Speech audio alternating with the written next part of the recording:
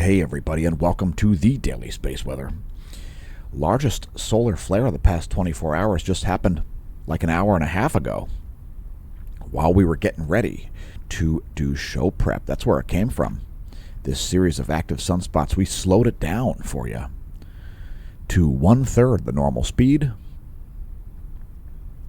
And by the way, thanks for stargazing with us here at the Smash News Network, least busted name in news. Congratulations on realizing the channel exists. We're delighted that you have discovered the content. I'm your host, Dan, aka Smash-O-Mash. There is the Goes R.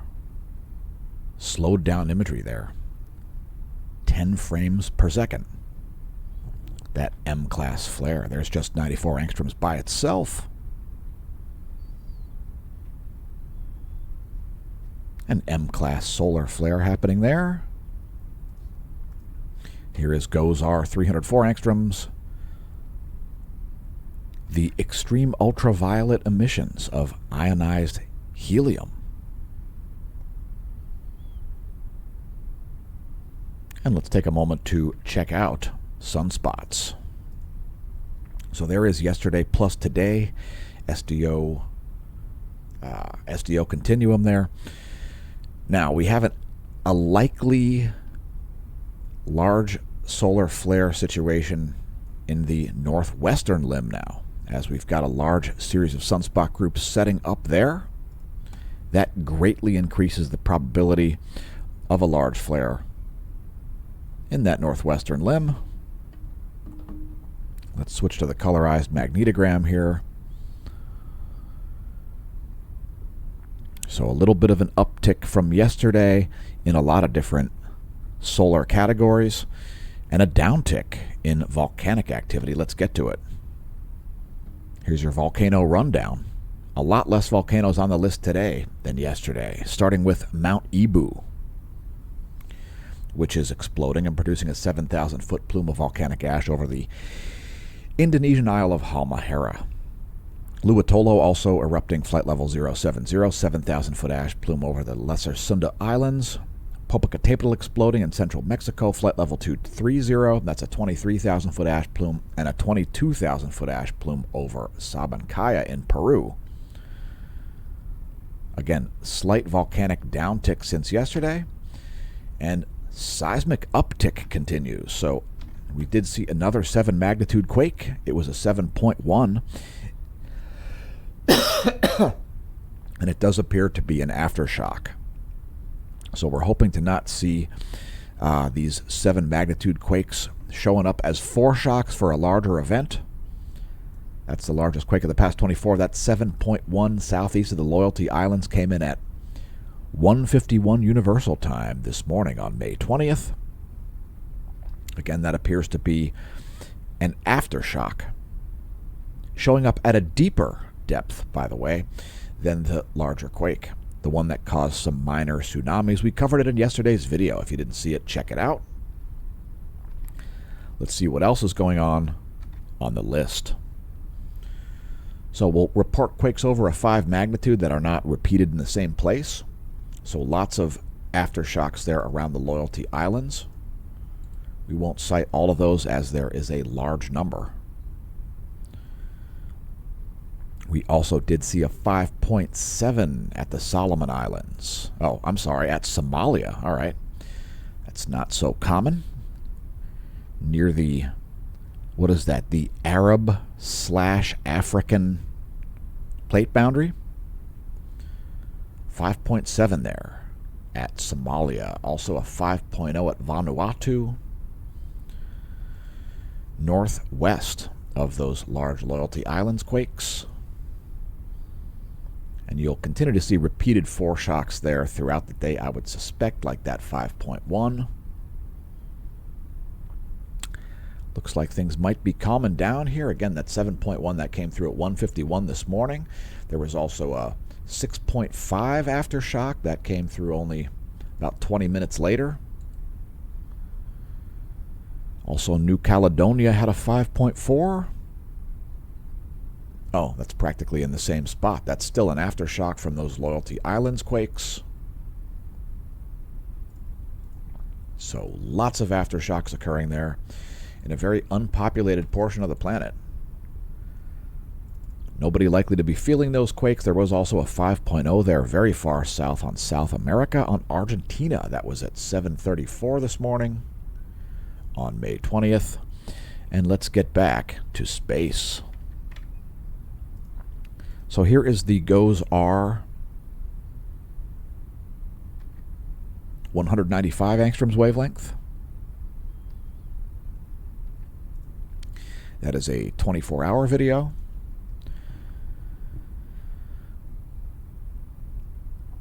And again, we've got a high likelihood of large flares erupting in the northwestern limb now, as the likelihood of large flares is slightly diminishing in the northeastern limb. So as these groups get closer and closer to the limb, they're more likely to produce large flares. There's a little closer image for you. These are also 24-hour videos from the GOES-R. And we've also got 171 angstroms. And we've had an uptick in the radio flux since yesterday. Also, the 10.7 centimeter radio flux now at 165 solar flux units. So breaking out of that support level around 155, now up to 165. That's a one-year graph. The black line is the radio flux. The red line is the sunspot number. Perhaps a breakout here. And by the way, about a week ago, I forecasted a large uptick in solar activity. The North Polar Coronal Hole is going to leave soon. And let's see if we have any forecasts here. By the way, we did see geomagnetic storm conditions for a brief period, about 6 hours last night. And we did share some auroral imagery on Twitter. Make sure you follow us over there on Twitter. And NOAA's not forecasting any geomagnetic storms or geomagnetic unrest. Here's their Enlil spiral. And yeah, we've had some minor CMEs. We do not anticipate them to have earthly directed components. We'll show you the data later in the video here. That's located on the Space Weather Enthusiast dashboard if you want to see NOAA's Enlil spiral. Here is NASA's Enlil spiral. So NOAA and NASA in agreement here. The reason for the geomagnetic storm last night and into this morning is a result of a coronal hole high-speed stream. So that showed up about a day earlier than expected. Here is the past 4 hours of Earth's magnetic moment from space out to about 12 Earth diameters, and you can see some variations happening there in the plasma environment. That depicts magnetohydrodynamic pressure, the units of which are nanopascals. It's the last 4 hours of Earth's magnetic moment from space. Here's the last 4 hours of Earth's magnetic moment from the ground, and today we're showing the North American ground magnetic perturbations map. We'll also show the world map. And I just wanted to show this one because, well, we get some higher resolution here for our North American viewers. So there is continued likelihood that you may see the aurora, although things have calmed down since we saw that geomagnetic storm condition KP6. There's the full globe view.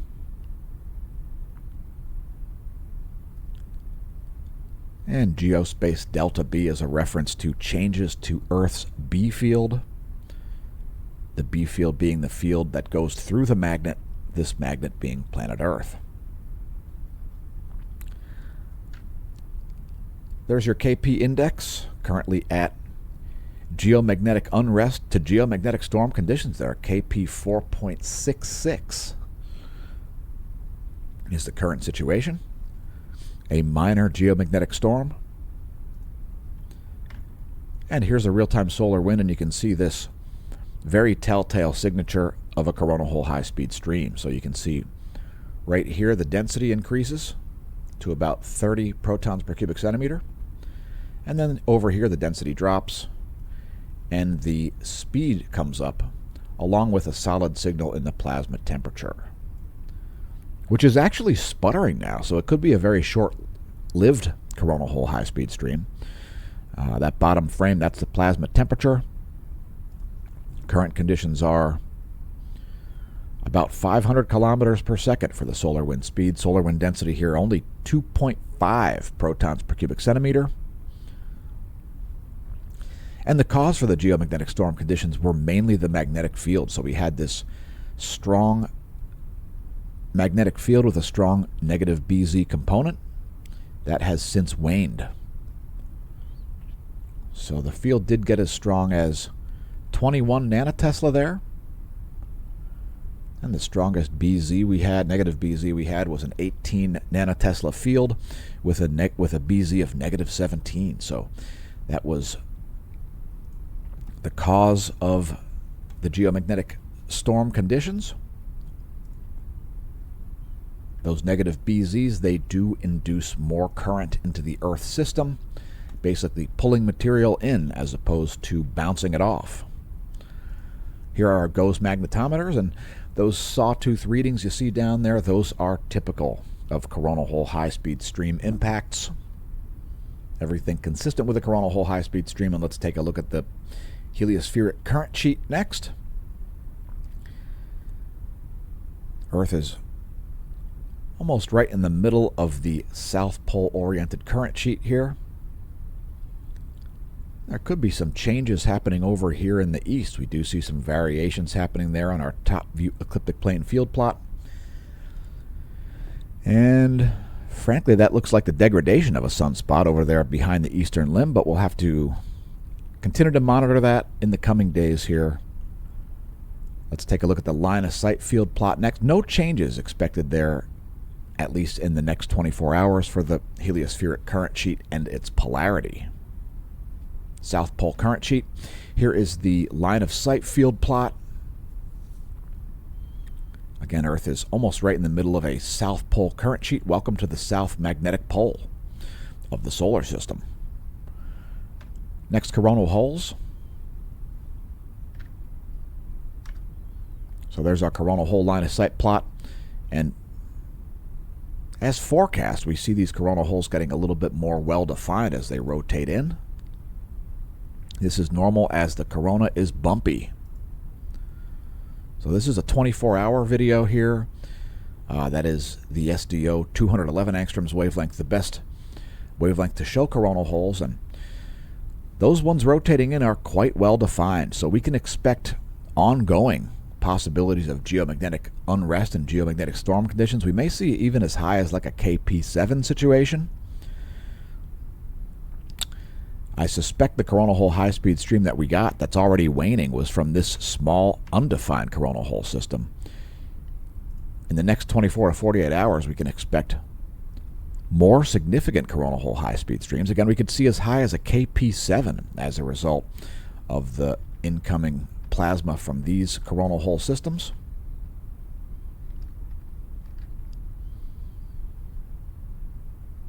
And that brings us to sunspots.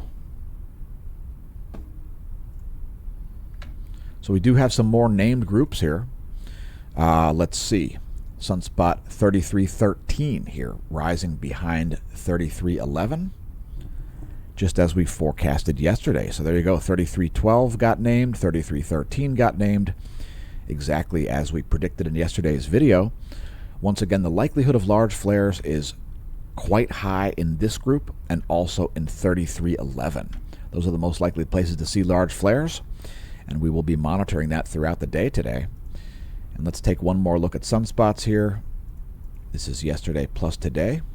We'll zoom in on the equator a little bit to give you maximum detail.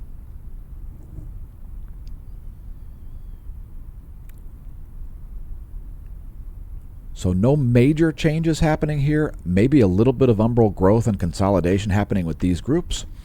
Again, in my opinion, this is the most likely place to see a large flare at this point, followed by this area.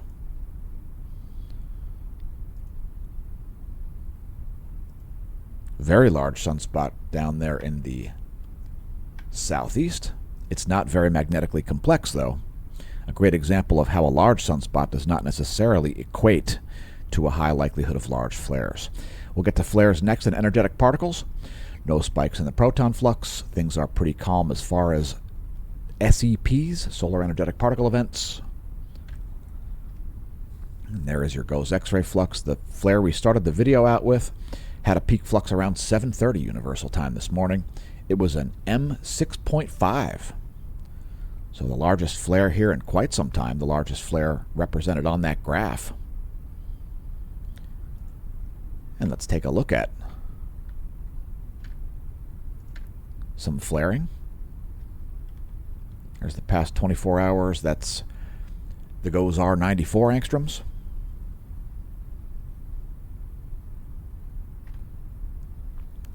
Here we've added 131 angstroms.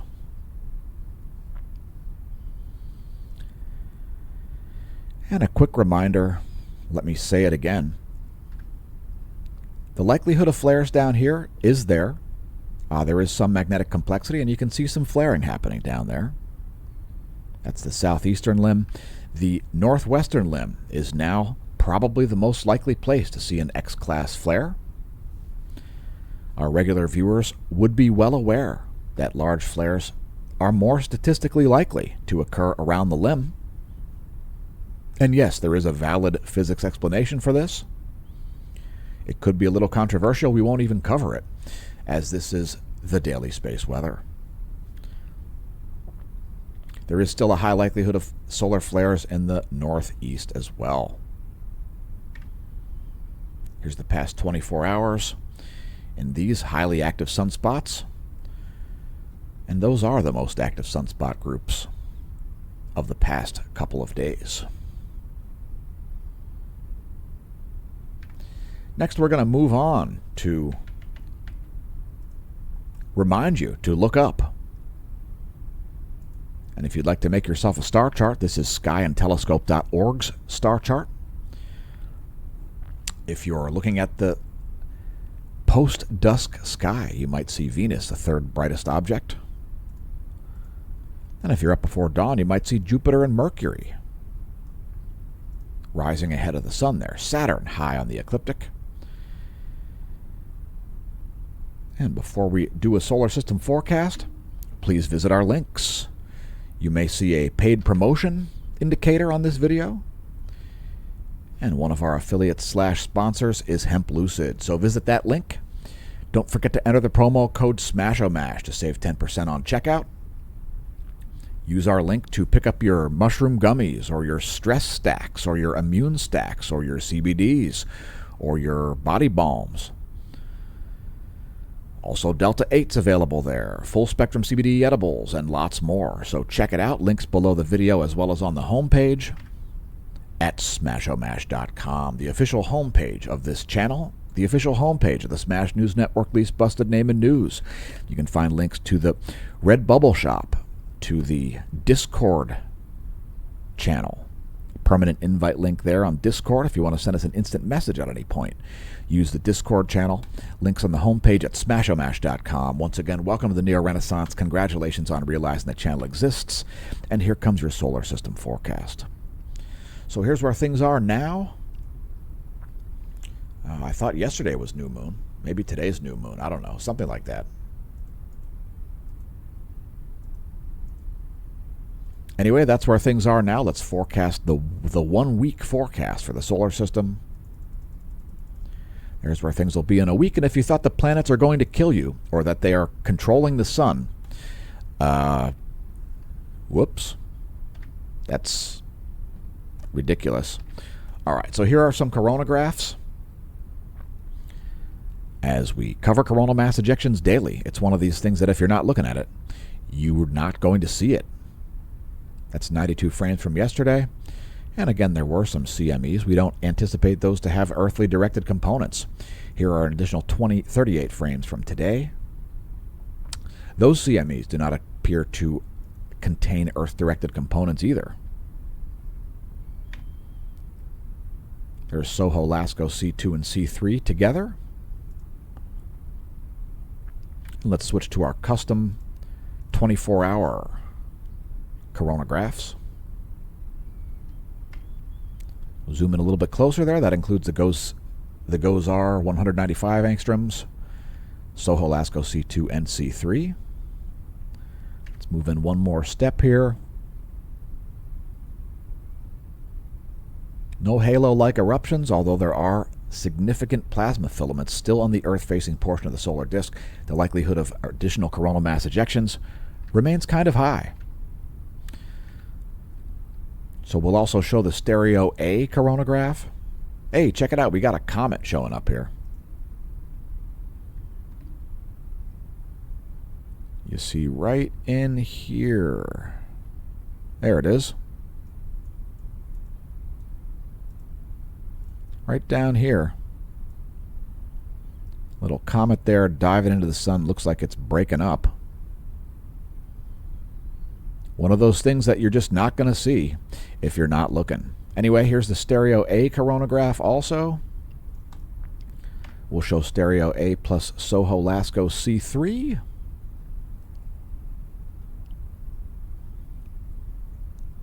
And that's one of the things that we do when there's any missing data is we use stereo A. Sometimes that'll have the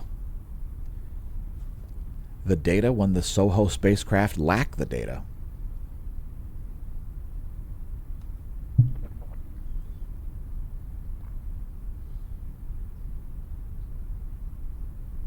Just some minor CMEs. Again, the likelihood of continued coronal mass ejections remains very high. So here's the filament situation. We have the Edward C. Scott filament is still intact. Also, the Sundar Pichai filament looked like it was going to eject, but it didn't. It remained there. That's the El Teide, Spain ground-based hydrogen alpha telescope. Very well-defined filament up here.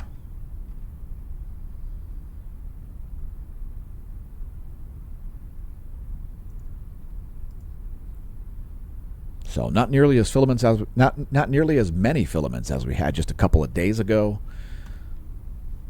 but still some significant ones in the Earth-facing portion of the solar disk.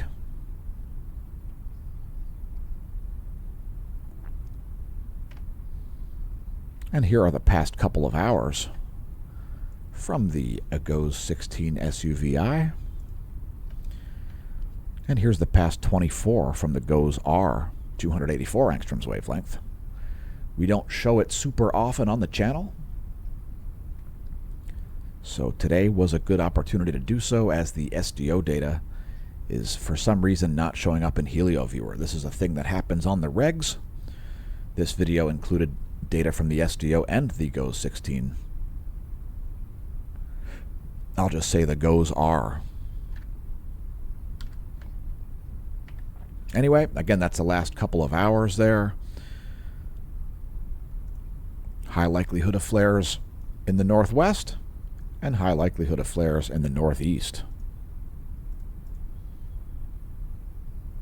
Let's get the bonus features. Starting out with charging hazards. Satellite charging hazards do exist at the moment. We've got some surface charging here. North of the equator there, going from the Caribbean across into the Eastern Pacific. Northern South America seeing some satellite charging hazards there. That's low energy electrons building up on the outsides of spacecraft. That could cause some minor communications failures. It could cause some fuzz on your satellite imagery, for example. And here is the GOES electron flux as measured at the F layer of the ionosphere. Kind of low levels here. Again, the coronal hole high-speed stream showed up a little bit early. There's the one-year graph to put it all in context. And there's the forecast model. Electron flux a little bit higher here than NOAA expected. We're expecting to see this show up a little bit lower in the coming days. I would agree with NOAA's forecast there, which is represented by those green boxes. Next, we'll look at the vibrational frequency of the F layer, as we do have some ionosphere perturbations happening here. The F layer is located at 300 kilometers of altitude. Here's the vibrational frequency, courtesy of Australian Government Bureau of Meteorology.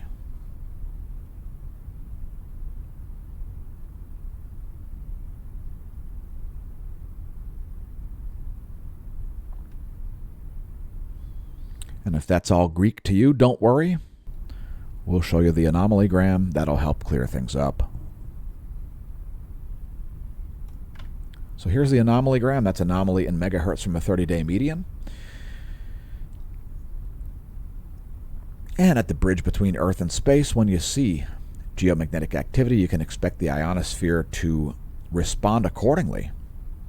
The last couple of days, we showed lots of low-frequency anomalies in the southern hemisphere, and now lots more in the northern hemisphere, likely a result of the coronal hole high-speed stream. But we still do see some persistent ionosphere anomalies here. Again, that's anomaly in megahertz from a 30-day median. Some northern hemisphere anomalies here showing up following the onset of some coronal hole high-speed stream. Anyway, here's the latest image. That's 1045 universal time ionogram and 1045 universal time anomalygram. We'll also show the total electron content. That is essentially a 2D representation of the free electrons all the way up to about 12,500 miles of altitude. Feel free to pause the frame if you're not familiar with these distances. Here's the total electron content. It'll show you the most likely places for GPS errors. It's literally a count of the free electrons from the inner portion of the outer Van Allen belt all the way down to ground level. We do see a little bit of chaos here, some GPS errors perhaps at unexpected locations. That is consistent with the low electron flux that we see and consistent with coronal hole high-speed streams. Here's just the North American total electron content anomaly from the 10-day average. And some significant high electron anomalies there over large portions of North America. Those high electron content anomalies are showing up as red on there. Low electron content anomalies show up in blue. Again, that is a two-dimensional count of the free electrons to about 12,500 miles of altitude.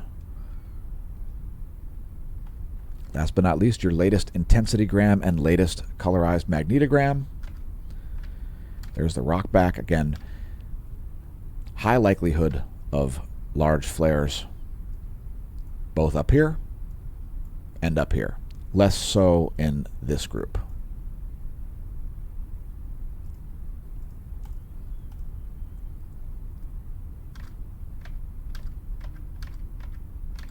And let's briefly look at the fields here. That is a beta gamma class sunspot group. This is a beta gamma class in fact, this is beta gamma delta class. This one here is just beta gamma class. This group here is beta gamma delta class all day.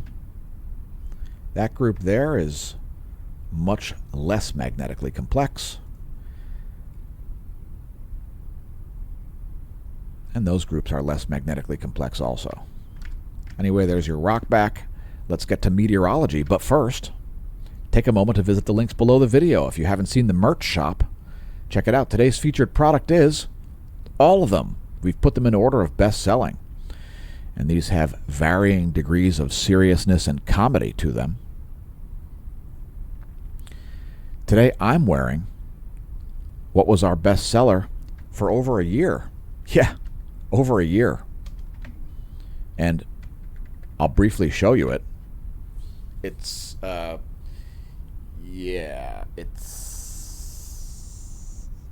you're not my doctor, so you get the idea. Thanks to everybody who's picked up merch. The past few years of putting out these videos. Some new designs there. The link below this video will link you to the Redbubble shop in order of best selling. So a bunch of different products there, all kinds of different designs available on all kinds of different types of products. Last but not least, to support the channel via monthly subscription services, consider becoming a member of the Smash Team at smashomash.com/Smash Team. Why? Because in 2019, a cracked YouTube unit, us, was sent to social media prison for a crime we didn't commit. We promptly escaped the maximum security social media stockade to the internet underground, where we survive as producers of fortune. If you have a problem, if no one else can help, and if you can find the content, maybe you can hire the Smash Team. Smashomash.com/Smash Team. If you want to hear a plausible explanation for the mechanism underlying the solar sunspot cycles, become a gold-level Smash Team member, and you can read all about our crap theory. Yeah, our crap theory.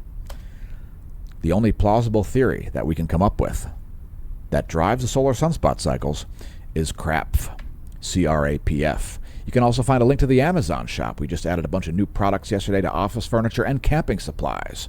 So check that out if you're doing some shopping for coffee, spices, cycling gear, and lots more. Check out the Amazon shop, amazon.com/shop/smashomash. Links below the video and on the homepage at smashomash.com to that as well. And allow me to vanish. We're looking at the jet stream over North America.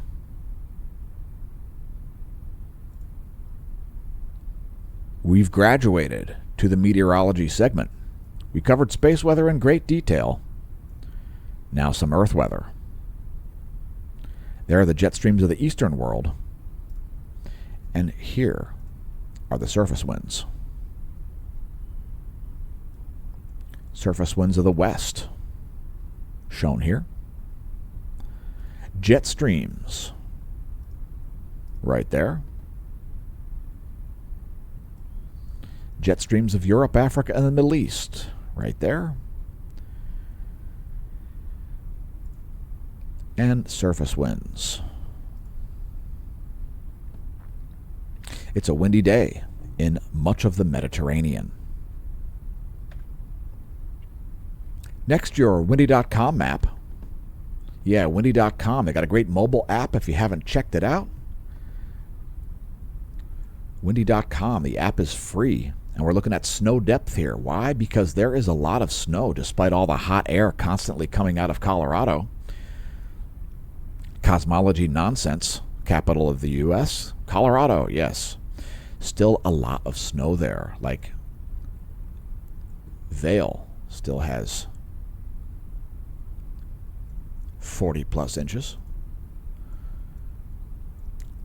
Tons of snow in Wyoming, Utah, California, Idaho, Montana, Washington, Oregon. You get the idea. There's a lot of snow. So let's take a look at what's going on with the current situation. Some data about snow. As the melt season continues on. So as far as snow mass balance is right in the meaty part of the range there, right in the sort of in the middle of the plus or minus one standard deviation, which is the blue shaded region. That's total snow mass for the northern hemisphere there, not including mountains. Snow extent, quite high here, outside of the plus or minus one standard deviation range. So the two-dimensional analysis of snow is that it's quite high. That equates to a high albedo for the northern hemisphere. Snow extent there over one standard deviation above normal. And the snow water equivalent is the truly serious statistic there. It will lead to continued heavy meltwaters. Serious flooding caused by melting snow will continue until that gets back down to a normal level there, well over one standard deviation above normal for the snow water equivalent.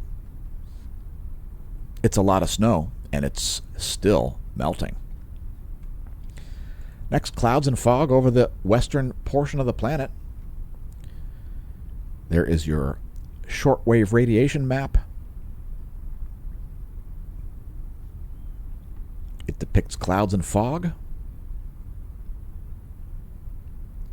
It's the 3.9 nanometer shortwave radiation map, 3.9 micrometer infrared radiation. And here is your weather.gov map. If your location is lit here, click your location. There are too many counties to go over. However, those air quality alerts are caused by Canadian fires, which are, I believe, caused by arson. Let us know in the comments if I'm incorrect about that. The huge fires in Alberta caused by, I think somebody was arrested for it. That's your weather.gov map. If your location's lit, head to weather.gov and click your location to get your weather warnings. Next, your temperature anomaly forecast based on a GFS 72-hour model. There you go.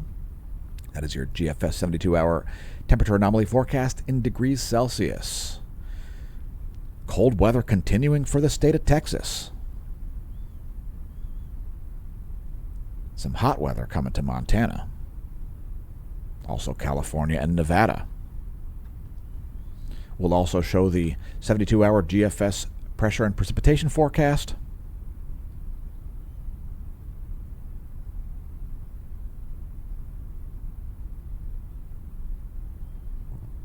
What about lightning? It's been a heavy time for lightning around the equatorial region here. Northern South America, Central America, the Caribbean, the Leeward Islands, the southern U.S. Seeing some pretty serious lightning over the past about 10 hours. And here's a real-time lightning map. We've got some activity here southeast of San Antonio. Decent line there of fairly strong storms. Just west of Mathis.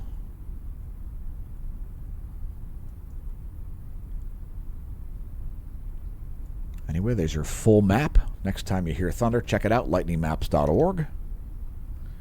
Being able to forecast thunder isn't just cool.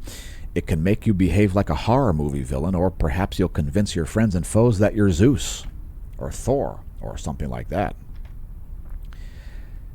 And we're going to close out this video with the U.S. Doppler radar, the shortwave radiation map. We'll show you clouds and fog over the U.S. and the water vapor. So let me initialize those maps here.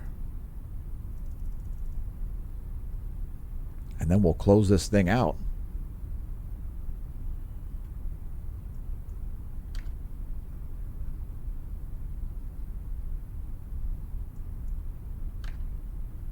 All right, so here's the full U.S. view, all 50 states. We've got a line of rain reaching all the way from Alabama all the way to Quebec.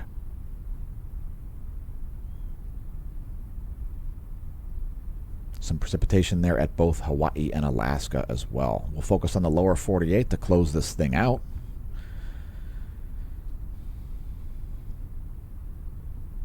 There's vertical motion of water droplets and ice crystals. Ground-based systems known as Doppler radar. They're measuring vertical motion in the air column. There is satellite imagery depicting clouds and fog, 3.9 micrometer infrared radiation. And there's the water vapor map. It looks like clear skies over Florida, as there is a high pressure zone off of Florida's coast there. Some moisture mixing in, a bunch of warm water, and some rapid convection happening there. Could be causing some turbulence, maybe some good surf at Daytona Beach. Anyway, here's your recap. U.S. Doppler radar, clouds and fog, and there's water vapor. You can see heavy rains there in Texas as water vapor is vanishing off the map. And before our channel vanishes off the map, press like, subscribe, share, leave a comment, and tell your friends and foes about the Smash News Network, least busted name in news. Once again, thanks for tuning in. Congratulations on realizing the channel exists. I've been your host, Dan, a.k.a. Smash-O-Mash, signing off. And may that solar wind be at your back. I'm going back to the bunker.